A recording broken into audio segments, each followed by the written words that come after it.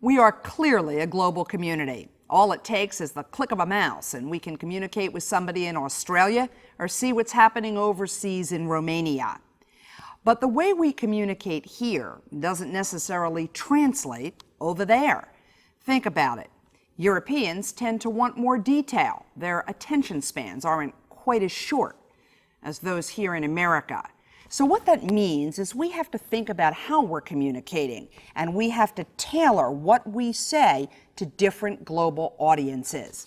Let's start, for example, with colors. Colors can actually color impressions. For example, in Japan, white symbolizes death. In Venezuela, the color yellow can be negative. We need to think about the colors we're using before we unintentionally offend or insult somebody in another land. Second, put on the brakes. What I mean by that is, if we are presenting to a global audience, then we need to make the assumption that they speak different languages. If their primary language, for example, is Spanish, and we're going on and on and on, they cannot digest everything we're saying. We need to slow down.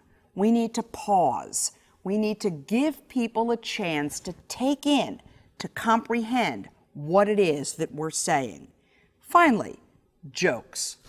Jokes don't always work the same way somewhere else that they do here.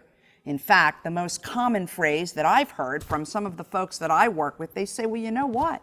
It was really funny when I told it here, but it might not necessarily be funny when you tell it there. A lot of jokes and a lot of words have double meanings. The message I have for you is something as simple as doing a little bit of homework, doing a little bit of research can save you hours and hours of embarrassment. Until next time.